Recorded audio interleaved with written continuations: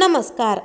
एकेकाळी महानायिका अशी फिल्म इंडस्ट्रीकडून पदवी मिळालेली, एवढेच नाही तर उत्तम कुमारसोबत ज्या ज्या चित्रपटांमध्ये ही अभिनेत्री दिसली ते सर्व चित्रपट क्लासिक बनले। मात्र या अभिनेत्रीचा शेवट हा खूपच वाईट झाला। चला तर मग पाहूयात कोण आहे ती अभिनेत्री व काय आहे संपूर्ण माहिती। पण तत्पूर्वी वायन मराठी न्यूज या चॅनलला नक्की सबस्क्राईब करा, जेणेकरून असेच नवनवीन अपडेट तुमच्यापर्यंत सर्वात आधी पोहोचत राहतील। मित्रांनो, ती सुप्रसिद्ध अभिनेत्री म्हणजे सुचित्रा सेन। ती चित्रपटसृष्टीतील एक प्रसिद्ध अभिनेत्री होती।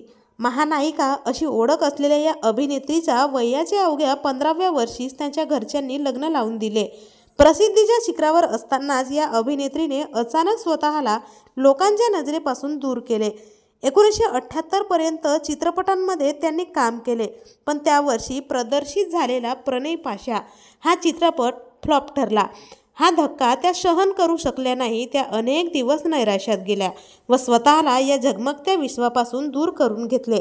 त्यांना अनेकदा चित्रपटाच्या ऑफर्स देखील येऊ लागल्या, मात्र सुमारे 36 वर्षे त्या एकाच खोलीत कैद होत्या।